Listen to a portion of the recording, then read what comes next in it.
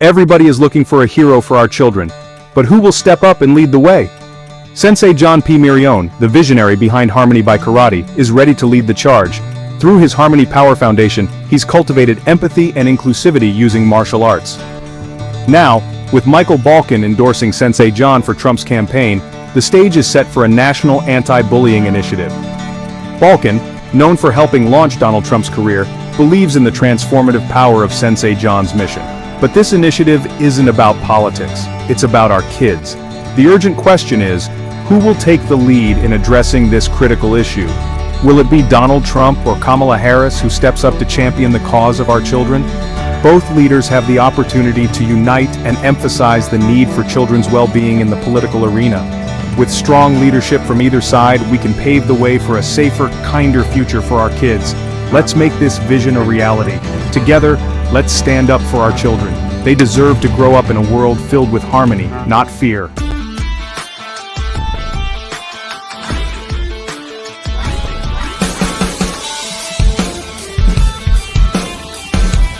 And we finally got him to get into the studio. John Mirrione, welcome to Two Mics Live. How you doing? Oh, we got to get your mic on, John. Your mic is off. Turn your mic on. Can I unmute it? I can't unmute it. You got to unmute your mic yourself. There you go. Thank you. Great to be here. Good to see you again. I know you do some work with RFK. We just had a CIA agent, a former CIA agent, and an investigative author who are friends with RFK telling us all about the deep state. What direction do you want to go tonight? Well, I'll tell you, I was fortunate to handle all his safety and de-escalation for the campaign on a national level. So it was definitely, on the back end, just seeing people get out there and deal with the crazy. That was what I did for several months and just helped them get that million signatures they needed to get. But they called me in because I've been a national anti-bully figure.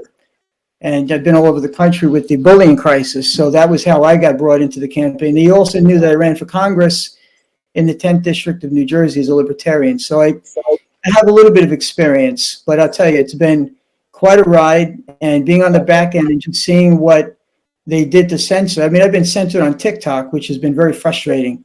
I mean, why would they censor TikTok, right? But because I'm with Kennedy, that's just part of what happened. Yeah.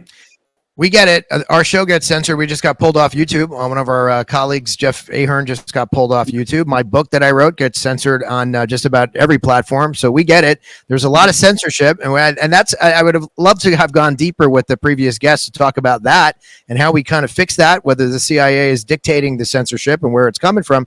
Why do you think, RFK, I understand that, I get it. The Democratic Party didn't want to be a part of it. He was a threat. I get how the Democratic Party did. I don't agree with it. I think RFK should be fuming right now at his whole family. But what do you make of it? Are you happy he finally came over with Donald Trump? To me, it's a mixed bag, and it's a risk, that he did that. But I feel like the greater risk was not doing anything, and I feel like he had to do something to make that shift. So I've been kind of a centrist with this whole thing. In fact, the guy that made Donald Trump famous, without Michael Balkin, who launched his career, who's been my client for 30 years. I mean, I hear a lot of things. I've been on the back end of all these people with my business in New York. So I'm very familiar with the political arena, and I wanted nothing to do with it. And I got kind of pulled in. And now that I'm in this, it's like I'm knee deep in it. I'm seeing things for what it is. And it's frustrating, particularly with children. I've watched 2 debates happen, and neither candidate mentioned the word children, not even once. They didn't mention children. They didn't mention bullying. They didn't talk about mass shootings. And it's just, there's such a divide that we forgot about what matters the most in our households is our kids. And I've been all over the country with this bullying crisis, and that's been my passion. In fact, Michael Balkin, who made Trump, he reached out, through a video, and he suggested me to have an anti-bully agency with the Trump campaign. But it was more like to have it within the government, where even if Harris wants to get involved and do something with the government, do it. One of them has to do something. And they haven't mentioned it. And I've been very frustrated with that on a personal level. So my thing with the kids, like something that RFK spoke about is how the big pharma there's no bigger thing to be making money off of than a sick child, right? So when you look at that, I do like that he's going to be heading that up, right? So me and you we could agree and disagree on bullying, but I think like the whole idea behind like making money off of these kids and getting them sick with vaccines, that way they can treat sickness throughout the entire life. Do you want to talk about anything like that? Yeah, let me tell you, I've seen enough to see how true that all is. If you can't read the label, the fact that you go into a store and they have an organic section, basically this section is not poison, but this section is. It's crazy. Who came up with this idea? And we're paying more for food that's clean than food that's dirty. And then we want to know why we're sicker than ever. And let me tell you something with these vaccines. I got a lot to tell you. I almost died from the shingles vaccine 2 years ago. I spent 2 months fighting for my life. And then right after that, saying, you got to get the COVID vaccine. I was livid. On top of which, if I did not take the COVID vaccine, I couldn't reopen my business in New York City.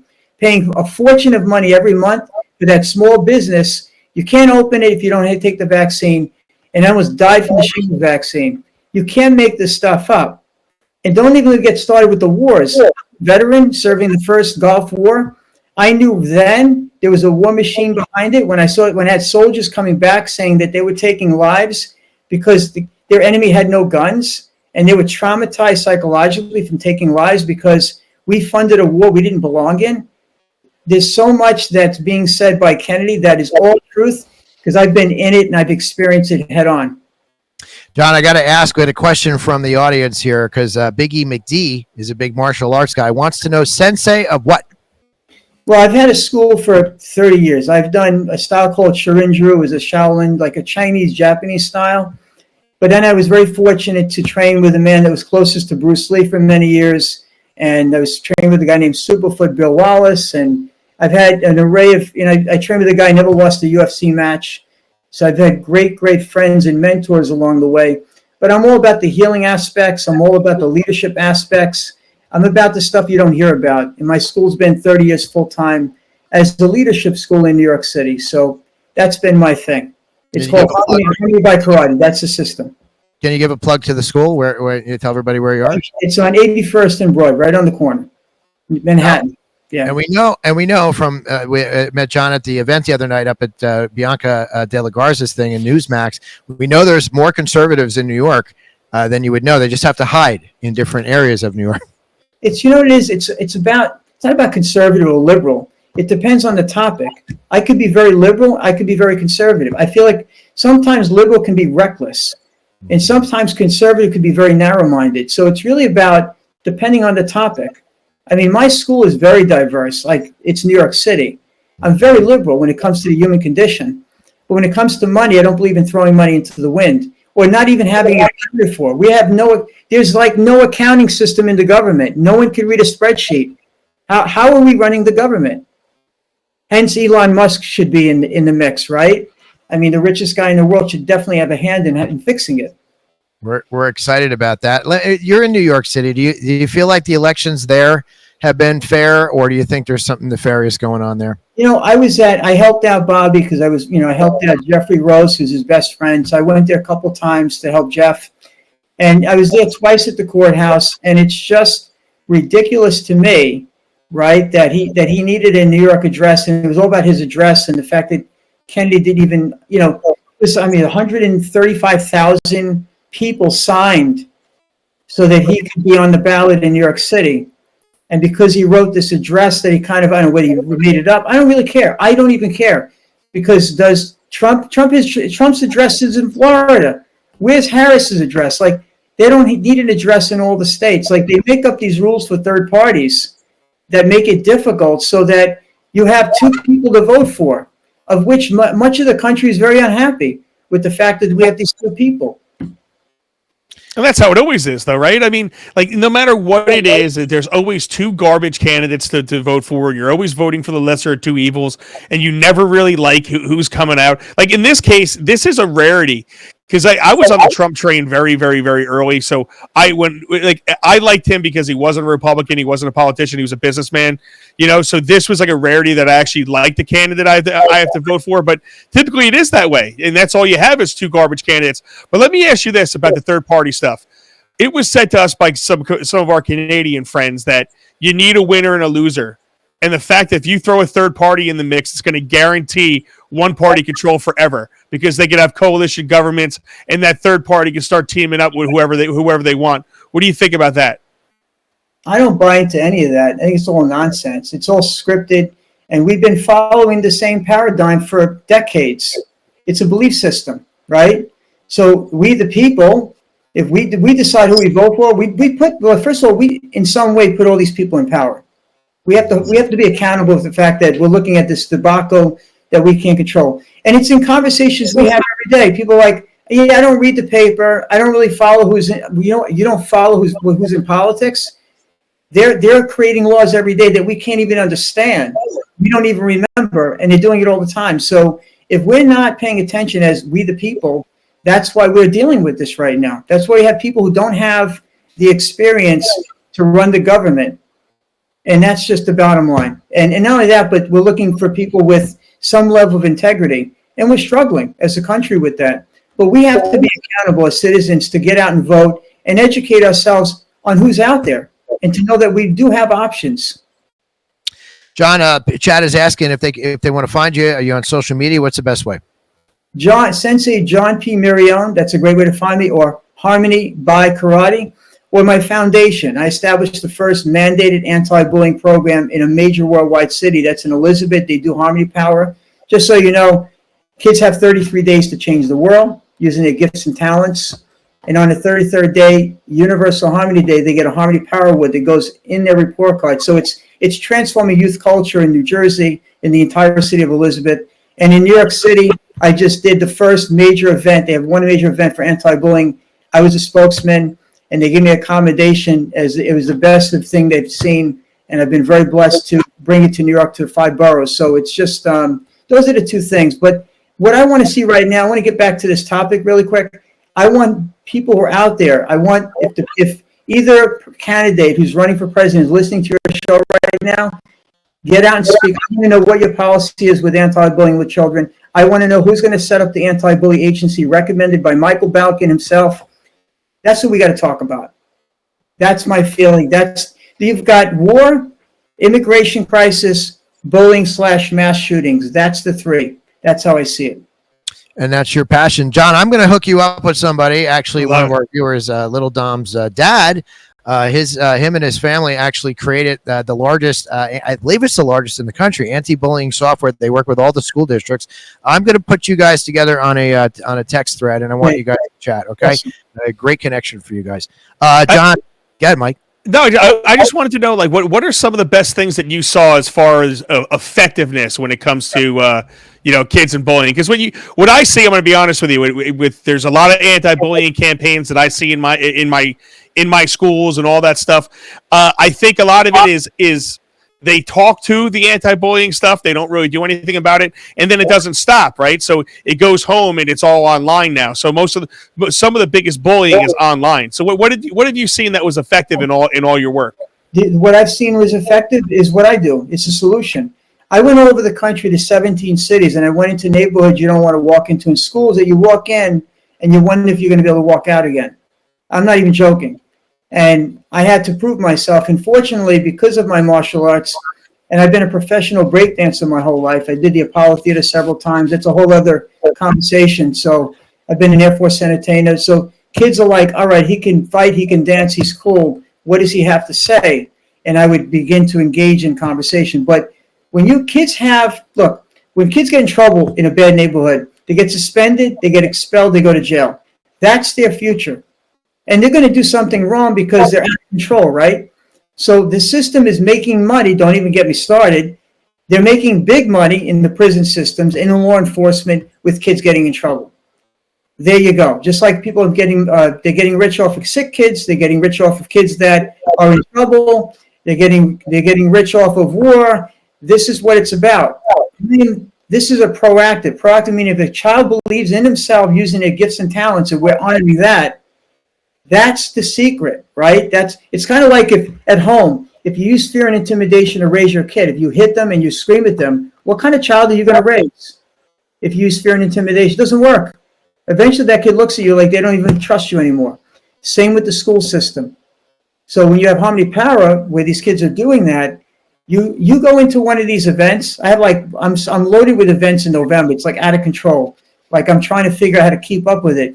You have to bring a box of Kleenex to go and watch and cry, because the kids make you cry because they finally are being heard. They're able to express who they are. They're dying to be heard. They're crying to be heard. And they're hurting themselves and each other until they're heard. And people are not paying attention. They're trying to put Band-Aids on it. Oh, let's have this anti-bully program. Let's teach them how to stand up and go and not be the standby guy and go tell the teacher and get them written up. That's just dancing around the issue. What I'm doing is the solution, because we learn through the psychology books, if we raise our children with love, not fear, through reward versus consequence, and we actually listen to them and deeply listen and actively listen to the child and repeat the things they're saying, they know they're being heard. That child's going to be really close to us, and we have less issues with them. Same in the schools. There's your solution right there. You don't need a ton of research to figure that out. Very cool. All right. John, what did you say? You want to repeat that website one more time for everybody? Well, two of them, harmonybykarate.com and harmonypowernow.org. All right. There it is, everybody. John Mirrione, thanks so much for coming in. You come visit and anytime you want. All right, buddy? Thank you. It's great to be here. What an honor. Thank you so much. You got it. Bud.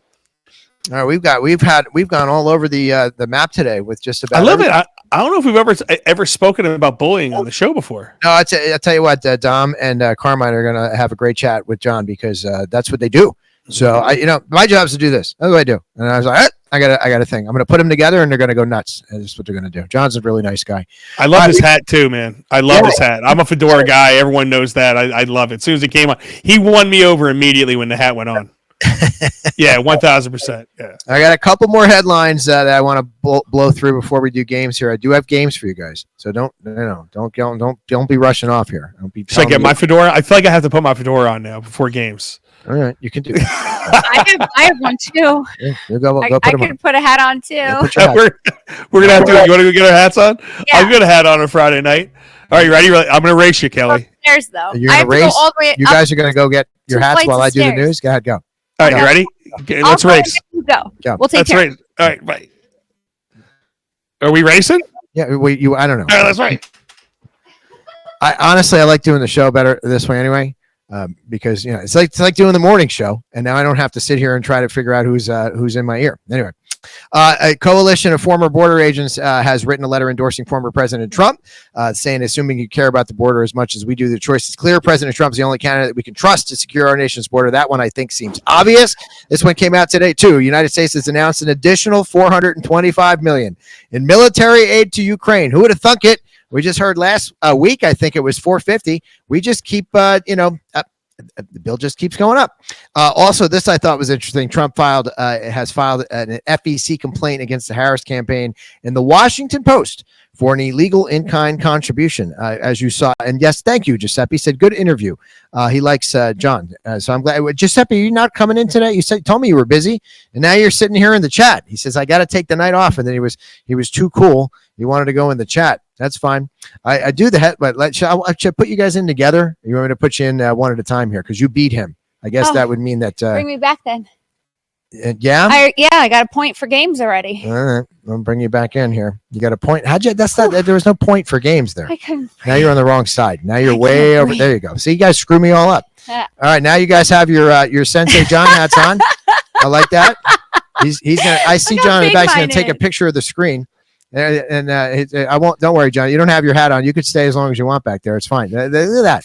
You guys are paying homage to Sensei John. I like it. I love it, dude. Listen, you can't come on with a fedora. I'm just mad that my Stetson's downstairs. I was going to run downstairs, but I don't have the energy. I ran up 2 flights of stairs. I was afraid you were going to beat me.